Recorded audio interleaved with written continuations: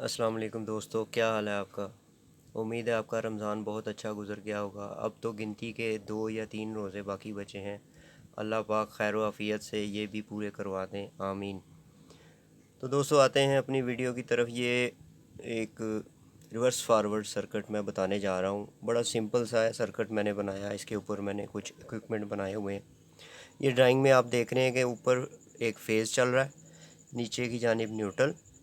सबसे पहले फ़ेज़ हमने फ्यूज़ में लाते हैं। एक 2 एम्पेयर का कंट्रोल फ्यूज़ लगाया गया इसमें। फ्यूज़ से लेकर ऑफ़ के पुश बटन में हम कनेक्शन देंगे सबसे पहले, क्योंकि ऑफ़ पुश बटन इसलिए सबसे पहले हमारा सर्किट में आएगा कि किसी भी सर्किट में ऑफ़ पुश बटन या ऑफ़ सेलेक्टर या कोई भी मेन जो ऑफ़ पे लगाया जाता है वो सबसे पहले रखा जाता है कि किसी एमरजेंसी की सूरत में उसे बंद किया जा सके।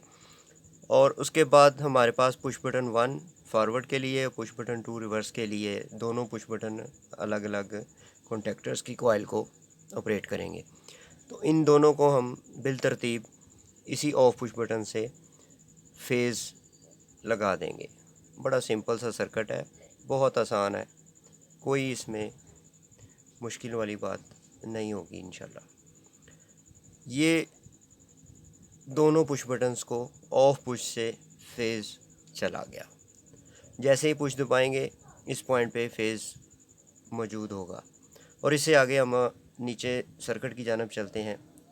ये C1 का कॉइल और ये C2 का कॉइल शो किया मैंने। इन दोनों कॉइल्स को भी न्यूट्रल दे देते हैं। ये न्यूट्रल मैंने मिला दी इन दोनों के लिए।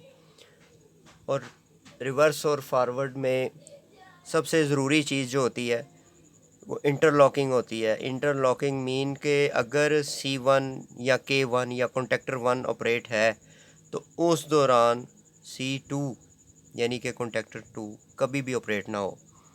अगर इसके चलते हुए ये चल पड़ा तो फेज़ आपस में क्रॉस होते हैं नीचे और वो फ्लैश हो जाएगा और शॉर्ट सर्किट हो जाएगा, नुकसानदेह साबित होता है। इसलिए इंटरलॉकिंग ज़रूरी है। इसके रास्ते में इसका NC और इस कॉइल के रास्ते में इसका NC लगाना, नॉर्मली क्लोज़ लगाना ज़रूरी है। इसलिए मैंने इसके ऊपर C1 के ऊपर C2 का NC बनाया हुआ है।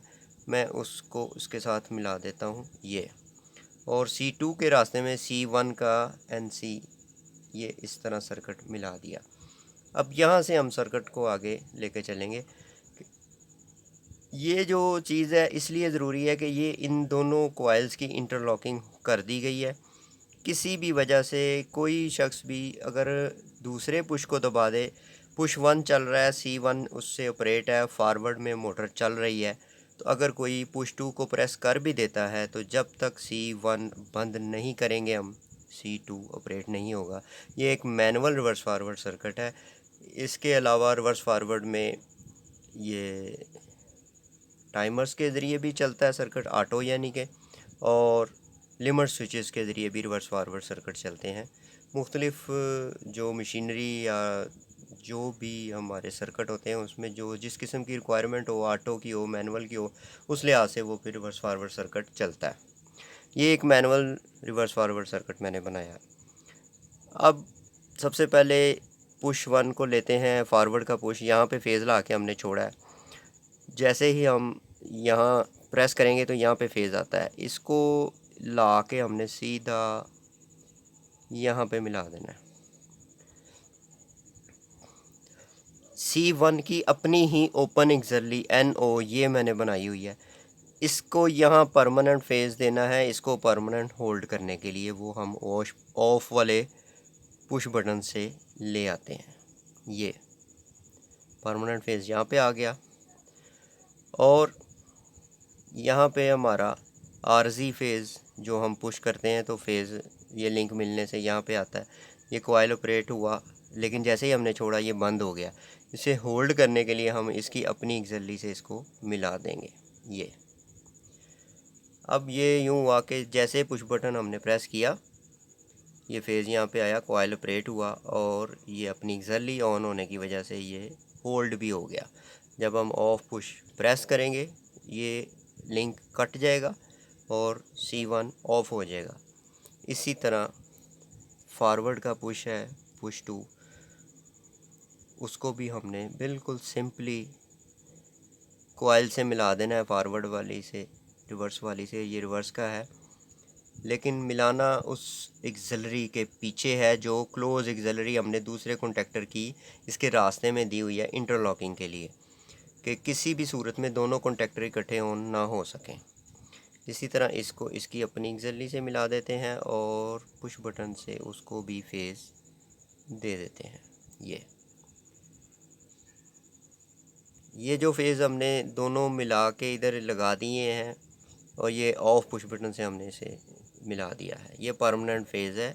ये दोनों की अपनी एक्सिलरियाँ हैं कॉन्टैक्टर की। ये एक्सिलरी इस कॉन्टैक्टर की है और ये वाली एक्सिलरी इस कॉन्टैक्टर की है।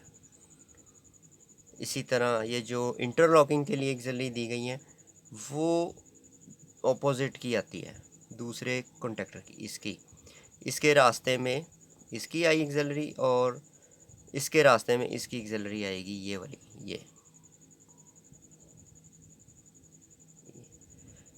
ये एक रिवर्स फॉरवर्ड सर्किट हमारा कंप्लीट हुआ। उम्मीद है आपकी समझ में आ गया होगा, और इसके बारे में कोई भी सवाल, कोई भी क्वेश्चन आपके ज़हन में है तो आप कमेंट बॉक्स में इसको मेरे साथ डिस्कस कर सकते हैं।